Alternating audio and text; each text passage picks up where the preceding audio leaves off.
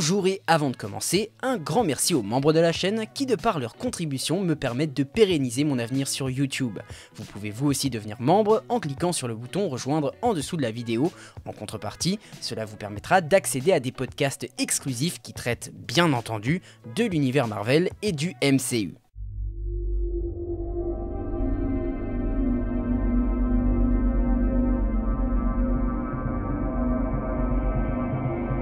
Hello tout le monde, ici le Prof Marvel. Dans ma dernière vidéo, nous avons parlé de la chronologie de Black Widow et aujourd'hui, nous parlerons d'un potentiel retour de Tony Stark dans le MCU. Bon, évidemment, je ne suis pas le premier à l'avoir théorisé, loin de là. En fait, c'est l'inverse qui serait très étonnant. Qui pourrait dire qu'il n'y a absolument aucune possibilité de voir Iron Man faire son retour dans le MCU? Que la raison soit d'ordre du fanservice bien fait ou non, ou d'une volonté de continuer son arc scénaristique avec une réelle idée derrière, bien sûr que oui, on sait que c'est possible. On en avait d'ailleurs déjà parlé il y a littéralement 4 ans de cela, juste après la fin d'Avengers Endgame, dans une vidéo que je vous invite d'ailleurs à regarder puisque celle que vous regardez actuellement se veut comme une sorte de suite spirituelle. En effet, la première théorie qui viendrait à n'importe lequel d'entre nous, puisqu'elle est la plus facile à imaginer, c'est de suggérer un retour non pas en ressuscitant le personnage, mais en le faisant venir d'une réalité alternative du multivers. Et oui, et le contexte actuel du MCU le permettrait totalement, puisque nous sommes dans la saga du multivers, une saga dans laquelle nous avons déjà exploré le concept de réalité parallèle et de variants via les projets de Loki, What If, Doctor Strange in the Multiverse of Madness, Spider-Man No Way Home et dernièrement Ant-Man and the Wasp Quantumania. Quand nous connaissons l'intitulé des deux prochains opus Avengers, à savoir Avengers The Kang Dynasty et Avengers Secret Wars, qui mettront en scène la guerre du multivers teasée par celui qui demeure dans Loki, et qui adaptera l'arc des comics de 2015, Secret Wars, dans laquelle différents morceaux de réalité sont regroupés en une zone de combat appelée le Battle World, eh bien, toutes les conditions sont réunies pour permettre à Marvel de faire le plus grand crossover de super-héros encore jamais fait auparavant. Ce grand crossover passerait par le retour de personnages qui sont hors continuité du MCU, comme les Spider-Man des anciens films, certains X-Men de la Fox, le Daredevil de Ben Affleck, mais aussi certains de nos grands héros tombés au combat comme Tony Stark, qui dans les derniers instants de la guerre multiverselle pourrait renverser la bataille de quelque manière que ce soit.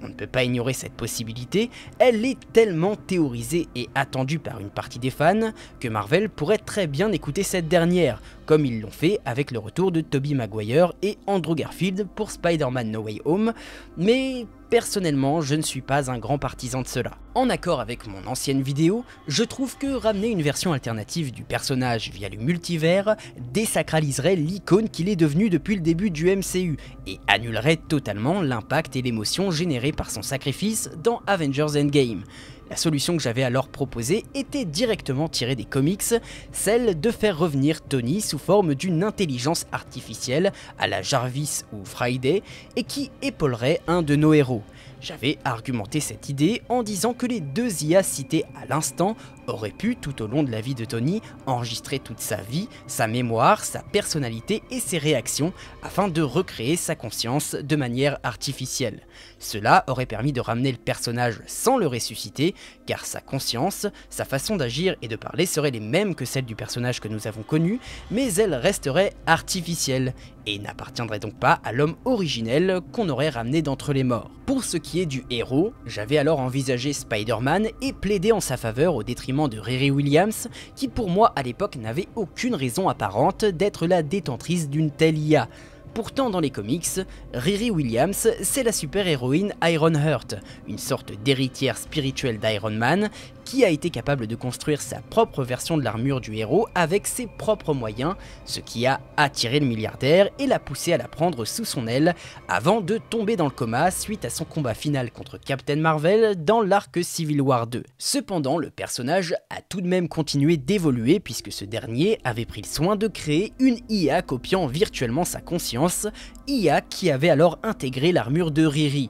À ce jour, dans le MCU, il n'y a aucun lien entre Riri et Tony. C'est ce que je pointais du doigt dans l'ancienne vidéo. J'avais même prétexté ne pas penser la voir dans le MCU tout de suite, mais les films m'ont contredit en introduisant le personnage dans Black Panther Wakanda Forever, qui a souligné le génie et l'ingénierie dont était capable la jeune fille. Nous avons même eu le droit à voir en action sa première armure qu'elle a mis 1 an à construire dans un garage, et nul doute que ses récentes fréquentations avec le Wakanda et Shuri, que de meilleures versions de l'armure sont encore à venir. Cette vidéo est donc une suite à la première, voire même une réponse, car aujourd'hui j'ai changé d'avis, le retour de Tony Stark est pour moi toujours hautement probable, et l'idée d'une IA me paraît toujours la meilleure option d'un point de vue scénaristique, mais ce n'est pas à Spider-Man d'en obtenir les bénéfices, mais bien Riri.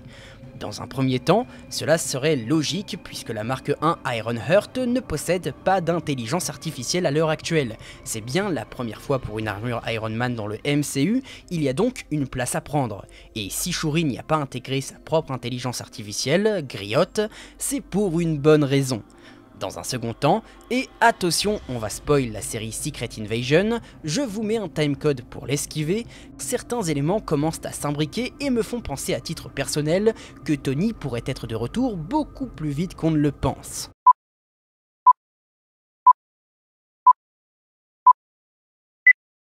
Après la mort de ce dernier, beaucoup de personnages ont dû faire le deuil de l'homme, mais celui que le MCU n'a pas encore traité, c'est bien James Rhodes, alias War Machine. Pourtant, il s'agit de son meilleur ami, ce qui est d'autant plus intriguant en sachant que celui-ci a fait plusieurs apparitions depuis le début de la phase 4, une première fois dans la série Falcon et le Soldat d'hiver, pour un caméo qui dans les faits n'a pas servi à grand chose, et une seconde fois dans la série Secret Invasion, sauf qu'ici, nous venons juste d'apprendre qu'il ne s'agit pas de Rhodey, mais bien d'un Skrull. Avoir choisi ce personnage comme héros remplacé par un Skrull n'est pas un hasard, puisque vous le savez, Marvel Studios a annoncé en 2020 un spin-off dédié à War Machine, Armor Wars, qui devait d'abord être une série avant d'être transformé en film.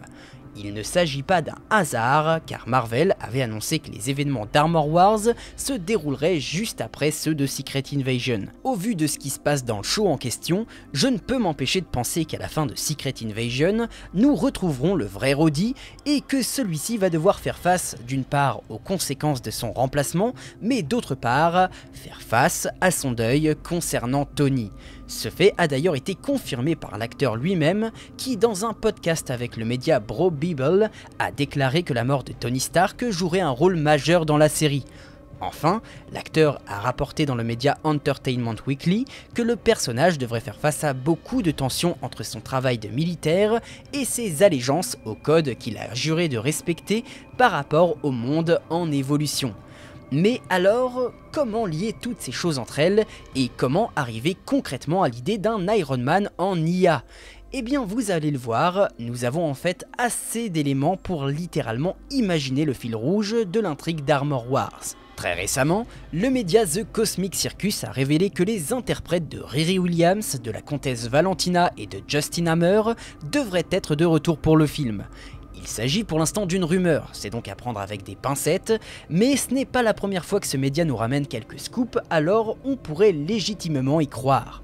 D'autres rumeurs affirmaient il y a déjà quelques temps maintenant que Rhodey devrait faire face aux pires peurs de Tony de son vivant, celle de voir la technologie Stark Industries tomber entre de mauvaises mains, ce qui coïncide parfaitement avec le retour de Justin Hammer, qui déjà dans Iron Man 2 avait la volonté de créer sa propre version de l'armure Iron Man, sauce Hammer Industries. Il avait d'ailleurs été dit à l'époque du film par Tony lui-même que les pays mondiaux avaient au moins 5 à 10 ans de retard sur la technologie de son armure, et à cette époque, on ne parlait que de la Mark 3, pas de la dernière armure en date, bourrée de nanotechnologie. Selon notre étude de la chronologie du MCU, on avait estimé qu'Iron Man 2 pouvait se dérouler soit en 2008, en 2009 ou en 2010. Avec 10 ans de retard, cela voudrait donc dire que les gouvernements du monde entier ne seraient capables de recréer les premières armures de Stark qu'à partir de 2018-2020. Et il ne faut pas oublier que le claquement de doigts de Thanos a dû les ralentir, sans compter que Stark possédait une certaine société appelée Damage Control, chargée de récupérer toute technologie hors du commun. Quand on imbrique tout cela, il devient alors clair que Tony a tout fait pour mettre des bâtons dans les roues des groupes et des pays mal intentionnés qui voudraient mettre la main sur des technologies qu'ils ne maîtrisent pas. Et force est de constater que cela a bien marché, car il aura fallu attendre le post-éclipse pour que les gouvernements tentent de s'immiscer dans les activités et les technologies de nos super-héros, car on ne va pas se mentir, les accords de Sokovie, ça n'a finalement pas eu l'effet escompté, et ceux-ci ont de toute façon été abrogés. Mais récemment, on peut penser à toutes ces histoires de sérum de super soldats que j'avais évoquées dans ma vidéo théorie sur les Thunderbolts, au fait que le gouvernement a voulu récupérer le bouclier de Captain America pour pouvoir mettre en scène sa propre bannière étoilée, et plus récemment à Black Panther Wakanda Forever, où la CIA, dirigée par la comtesse Valentina de Fontaine, s'est clairement servi du détecteur de vibranium fabriqué par Riri pour mettre la main sur cette ressource précieuse. Cela prouve donc que même les États-Unis d'Amérique,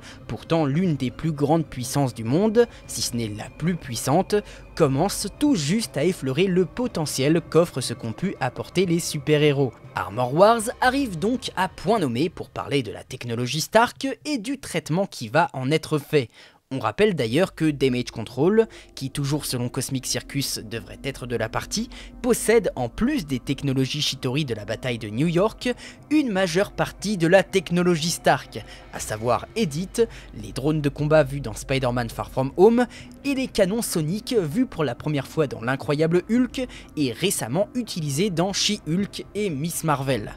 Enfin, le titre du film en lui-même est assez évocateur, les guerres des armures. Quand on y réfléchit aujourd'hui, on ne comprend pas encore quel rôle joue vraiment Damage Control, à part celui de vouloir mettre la main sur tout ce qui touche de près ou de loin aux super-héros. De plus, on n'a jamais vraiment reparlé très concrètement de l'état de Stark Industries depuis la mort de Tony, et quand on sait que Rhodey devra être tiraillé entre son travail de militaire et cette fameuse allégeance au code qu'il s'est juré de respecter, faire de Damage Control un des antagonistes du film serait littéralement parfait, car il devrait affronter en quelque sorte l'héritage de son meilleur ami maintenant aux mains du gouvernement pour lequel il travaille et luttant contre les héros desquels il fait partie également.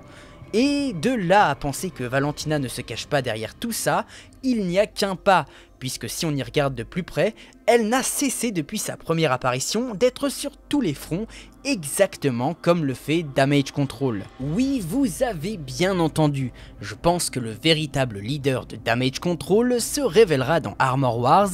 et ne sera ni plus ni moins que la comtesse Valentina, qui a déjà la main sur la CIA, et que tout ce que fait Damage Control actuellement vont lui permettre de réaliser son objectif ultime, la création des Thunderbolts, le miroir des Avengers. Parmi tous les membres qui lui manquent, eh bien un personnage qui ferait office d'Iron Man manque encore à l'appel, et je vous renvoie de nouveau à ma théorie sur tout cela pour compléter cette vidéo. La présence de la femme dans Armor Wars serait alors pleinement justifiée si elle se révèle être à la tête de Damage Control, et on peut imaginer sans peine, au vu de son sens de la moralité, qu'elle n'aura aucun scrupule à faire sortir de prison un homme comme Justin Hammer pour l'aider dans sa quête de pouvoir. Justin Hammer, lui, y verrait l'opportunité de se venger de l'humiliation que Tony lui a infligée il y a des années de cela, et aiderait donc Valentina à créer une armée d'armure, comme il avait tenté de le faire avec Ivan Vanko dans Iron Man 2. Rhodey serait alors le dernier rempart entre l'avidité des gouvernements et la technologie de son meilleur ami,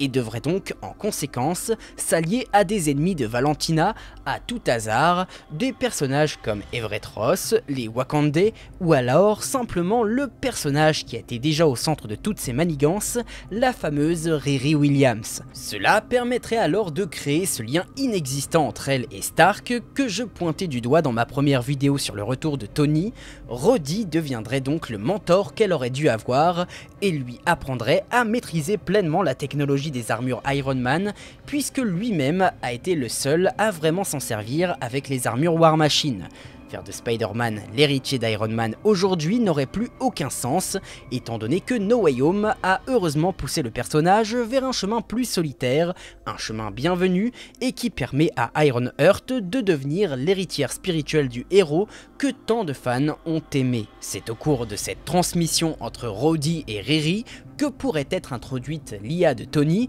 d'une part pour permettre à l'héroïne de pleinement s'émanciper, mais d'autre part car elle pourrait bien être la meilleure arme de War Machine pour affronter les menaces qui s'annoncent. Car oui, la personne la mieux placée pour aider Rhodes à contrer la technologie Stark ne peut être que Tony Stark lui-même.